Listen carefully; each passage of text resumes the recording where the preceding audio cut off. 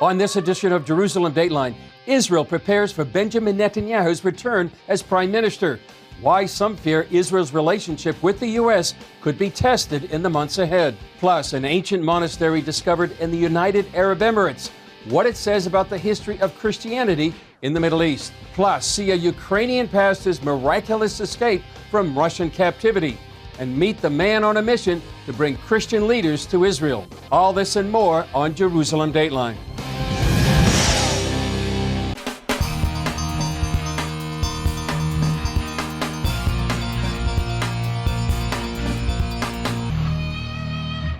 Hello and welcome to this edition of Jerusalem Dateline. I'm Chris Mitchell. Israeli President Isaac Herzog has announced he will assign Benjamin Netanyahu and his Likud party to form Israel's next government. While President Biden has congratulated Netanyahu, there are signs the administration is concerned about other leaders in this new right-wing government. As part of his presidential duties, Isaac Herzog met with all the parties that qualified for the next parliament and asked who they wanted to form the next coalition. A majority chose Likud, which means Benjamin Netanyahu is slated to become Israel's next prime minister. Netanyahu's political comeback represents a choice by many Israelis for a safer country and one with a greater Jewish identity. It also represents a big shift from the former government of Yair Lapid, with its center-led parties, along with an Islamist party. This time, a right-wing coalition won a very clear majority in the government. Now, with the religious and right-wing parties winning a majority, liberals around the world, and particularly in America, are saying that this government is a threat to democracy, that this government is the end of an open liberal Israel, that this government is going to result in a harming of ties between Israel and America. Already, the U.S. is pushing back on policies the new government may consider.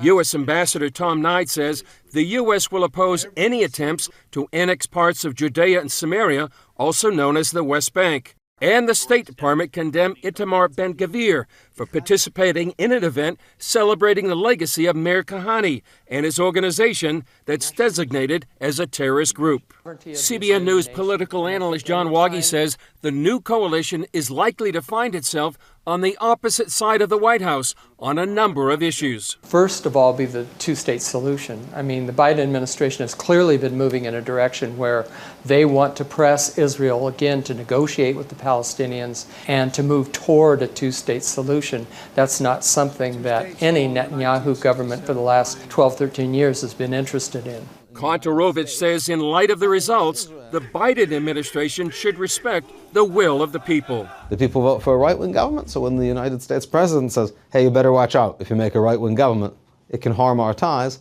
that's essentially telling Netanyahu to ignore the will of the Israeli people, to ignore the democratic electoral expression of that will. That's undemocratic.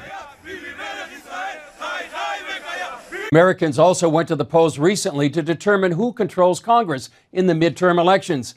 I spoke with Rabbi Abraham Cooper from the Simon Wiesenthal Center about how these elections could influence U.S.-Israel relations.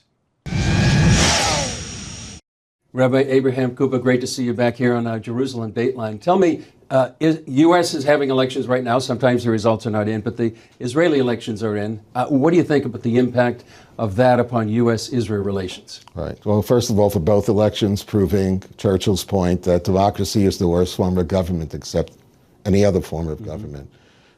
We don't know yet the full outcome in the U.S., but generally it's a healthier democracy when one party doesn't control all three forms of government. As for the Israeli elections, it's kind of a blood sport. A lot of questions about two individuals who are deemed extremists in terms of their views about Arabs, etc. My first reaction is BP Netanyahu is the master at moving pieces around in his coalition, etc., etc. He's going to have to look carefully to make sure that those voices don't override the main goals of the government over the next 5 years. Yeah. And I think he'll do okay. I'm an outsider. I mean, I pay taxes here, I guess, because of grandchildren. I'm not a citizen or a voter. And I would say that eventually having a coalition government that's much broader national unity is always the best thing, but I think we're a long way off from that. When I explain to my American friends like what's going on, for them, I say, look, for many Israelis, this was a law and order election. You have shootings every day. You had the riots, in a mixed Jewish Arab city, a lot of unease. And I think when you have those kinds of votes, it means because that at the grassroots, a lot of people don't feel comfortable and they worry about what's going to happen to the kids when they go to school, etc. And that's paralleled in a lot of cities across the United States, including where I live in Los Angeles. Yeah. Also, you have an article, there's an article in the Jerusalem Post talking about anti-Semitism, a serious incident in Chicago. What do you see in the U.S. in terms of the rise of anti-Semitism? And how concerning is that to you? Well, it's extremely disconcerting when you have, little kids coming home on a school bus from a Jewish day school and 4 adults jump onto the bus, Sieg heiling and threatening 12-year-olds. Obviously tremendously traumatic. Could have been a lot worse. The bus driver managed to get them off. This is a kind of an event that would, I think, be unthinkable just a few years ago. Social media is the accelerant here for all the extremists. And it's a 24/7 targeting of Jews, of Asians, of other minorities. And it's a very strange time now, really, in our history. I can go walk anywhere in the United Arab Emirates or Bahrain any time of day and night with my kippah, and there are neighborhoods in some of the largest Jewish populated cities in the United States where you have to look over your shoulder.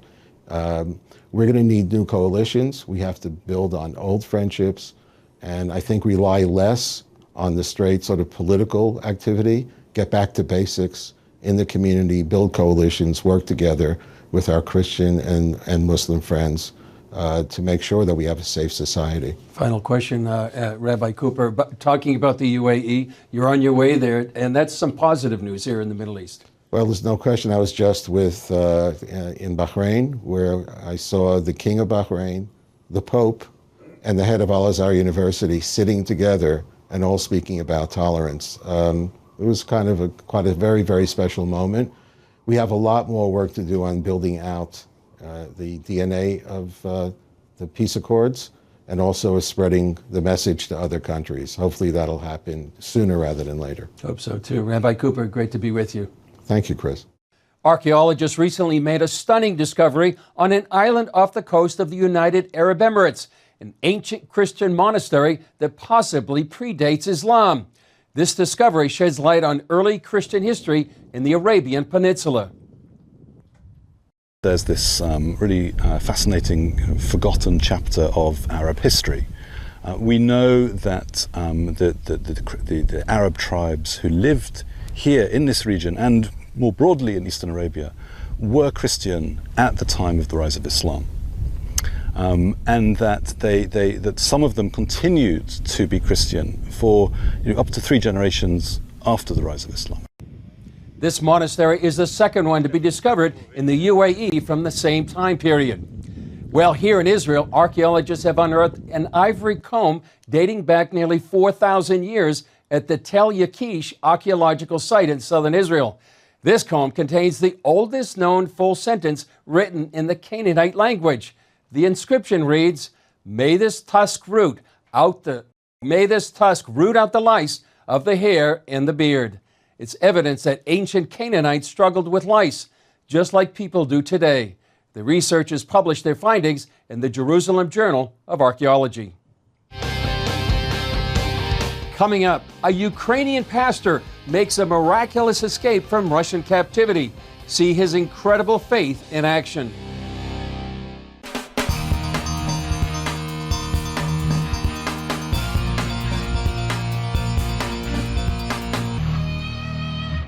Imprisoned, interrogated, and miraculously set free. That's one pastor's story from the Ukrainian city of Kherson. It's been occupied by the Russians since early in the war. And now, as the Ukrainian military presses forward, Russia says its forces are retreating. Meanwhile, stories of atrocities and escape are emerging. Chuck Holton has the story from Kyiv. Kherson residents board buses under forced evacuation orders from the Russian army as Ukrainian troops close in on the city. For 8 months, life has been tough as people face shortages of just about everything and harsh treatment by Russian military. On the left bank, the occupiers continue to intimidate and kidnap people. In recent weeks, we witnessed them kidnapping one couple, and the next day a woman was hanged in the center of Skatovsk just because she said Skatovsk is Ukraine. So the occupiers continue the intimidation of the population, with the kidnapping of people in the occupied territories. Losing Kherson would cost Moscow the land bridge it so desperately wanted between the Donbass and Crimea, areas it occupied in 2014. It would also allow Ukrainian artillery to get that much closer to Crimea. Worse still, a loss here would provide more evidence that Russian forces are on the brink of collapse. He faces a situation that I think, again, is irreversible. There's no amount of shambolic mobilization, which is the only way to describe it, no amount of annexation, no amount of even veiled nuclear threats can actually get him out of this particular situation. Those forced to live under Russian occupation, however, say liberation can't come soon enough. After 6 months in occupied Kherson, Pastor Alexander escaped the city with his wife and 10 children. When the Russians took over, we weren't sure what to do, but we decided to continue with our church services. Russian forces, on the lookout for so-called Nazis, searched his house several times. On September 6th, they arrested him in front of his wife and children. I was kept in solitary confinement for 6 days. When they put me in a cell where there were 7 people but only 3 beds. During interrogation, the Russians tried to prove he was a Nazi, ironically because of an English Bible in his office. Pastor Alexander was more worried about photos on his phone. Many Americans donated to help with the construction of our church. He accused me of being an American agent. He was just looking for a reason to keep me. On my phone, there was a lot of evidence of my cooperation volunteering with the Army. So that became my prayer that they would not even see my phone, and Lord closed their eyes to it. Between interrogations, he shared his faith with his cellmates. My wife had managed to slip me a small Bible. So with that, I started witnessing to the other men and myself were there together for another 10 days. But the 7th day, they had all made Jesus Christ the Lord. That was when I finally realized why I was there. Alexander had no idea if he would ever see his family again. While I was being interrogated, the commandant said, if it was up to me, I would shoot all of you right now and throw you in the landfill. They hate Ukrainians so much. They cannot even stand to hear the word Ukraine. Then, after 15 days of captivity, a miracle happened. An Orthodox priest, whom I had never met before, came to the commandant and asked him to release me. And he agreed on one condition, that he could keep my car. So at the church there was still a minivan, and we put all my family into it, along with the injured neighbor, and we headed toward the front lines. Their ordeal wasn't over. It took 4 days and lots of prayer to get through all the checkpoints to reach friendly lines. I saw such joy in my children's eyes when they first came upon Ukrainians. They saw a soldier and said, "Look, they don't have masks. The Russians are all walking around in masks." And I said, that's because they have nothing to hide. Bandits always wear masks. Pastor Alexander and his family are now staying here in Kyiv and working with the local church while they pray for God's direction about when they should go home. But as Ukrainian forces move closer and closer to the city of Kherson, that day could come sooner rather than later. I know that He will continue taking care of us. So I'm trying to seek first the kingdom of God and wait for everything else. From Ukraine, I'm Chuck Holton for CBN News. Up next, hear from a Christian leader whose personal mission is to help other pastors develop a heart for Israel.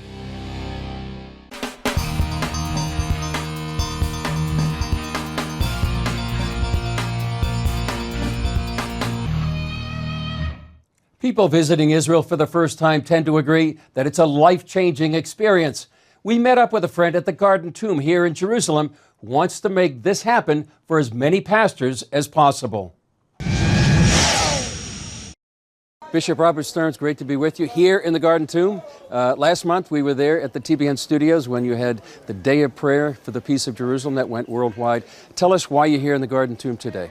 We're here with a group of 30 pastors who've never been to Israel, because I believe it is absolutely important that we pass on to the next generation of Christian leaders a biblical understanding of the importance of Israel and the church's connection to the Jewish people.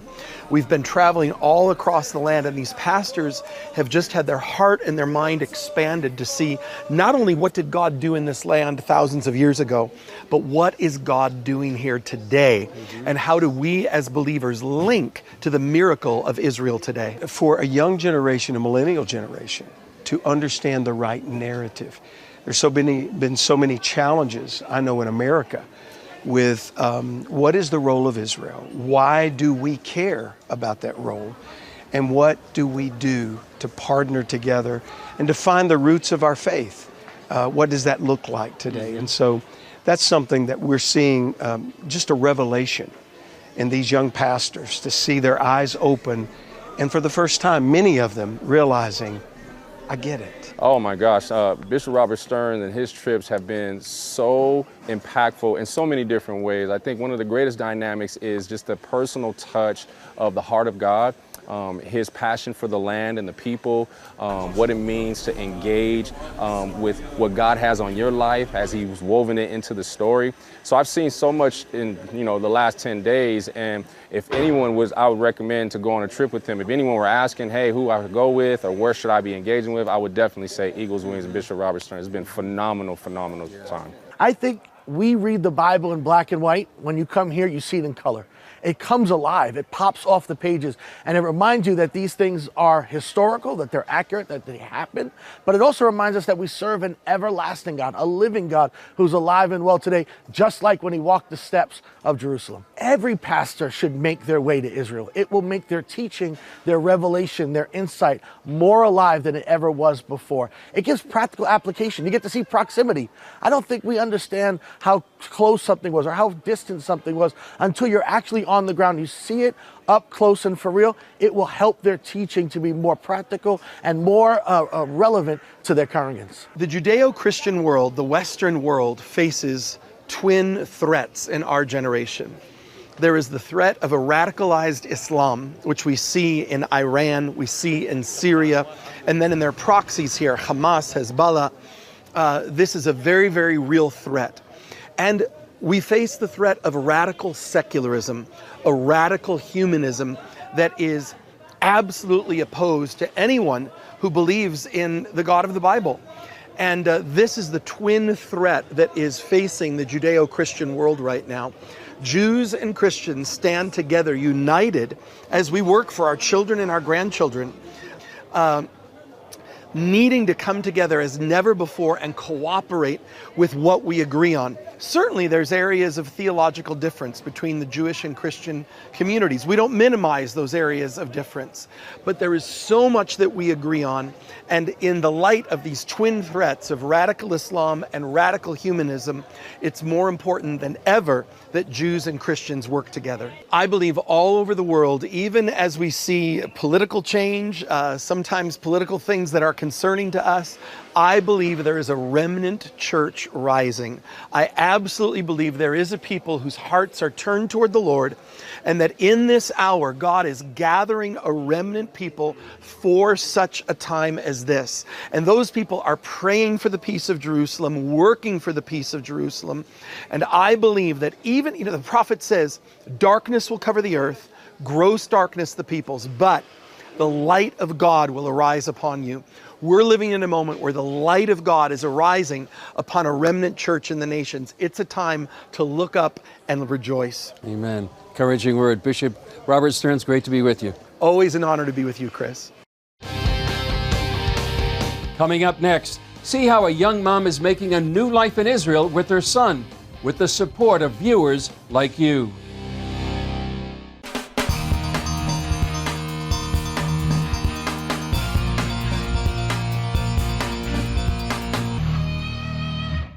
Over the last few years, tens of thousands of Jews from around the world have returned to their ancestral homeland.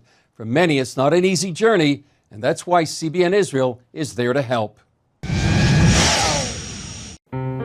Masha Poplovsky moved from Ukraine to Israel, hoping to make a better life for her son, Daniel. It's very hard to raise a child in Ukraine. There aren't many jobs, and the war has made things difficult. Being a Jew, I had always heard about Israel, and it was my dream to come here. Masha and her son stayed with Ukrainian friends when they first arrived. But the apartment was very small, and the friends soon asked her and Daniel to leave. I was very depressed. I wanted to make it on my own, but I didn't know the language or how to find a job or an apartment yet. I was scared we would have to go back to Ukraine. When CBN Israel learned about Masha, we invited her to come live in the House of Life, a place where single moms who need some extra help can stay free of charge.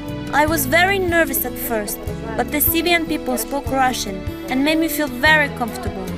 I made friends with the other girls very quickly. We taught Masha how to budget her finances and build a resume. She learned the basics of living in Israel and saved money while staying in the house. We also provided Masha and Daniel with good meals every day. The people there really became my family, and I learned so much in the house. It was a great experience. Masha and her son recently moved into their own apartment. Today, Masha supports Daniel on her own, but we still visit just to make sure they're okay. There is no way we would have made it without your help. This situation in Ukraine is terrible for my baby, so going back would have been horrible. We were only able to stay in Israel because CBN helped us in every way possible. Thank you for that. Well, that's all for this edition of Jerusalem Dateline. Thanks for joining us. Remember, you can follow us on Facebook, Twitter, Instagram, and YouTube. And you can also access CBN content through our CBN News and other CBN apps. And don't forget to sign up for our email blast so you can continue to receive all of our exciting CBN content. I'm Chris Mitchell. We'll see you next time on Jerusalem Dateline.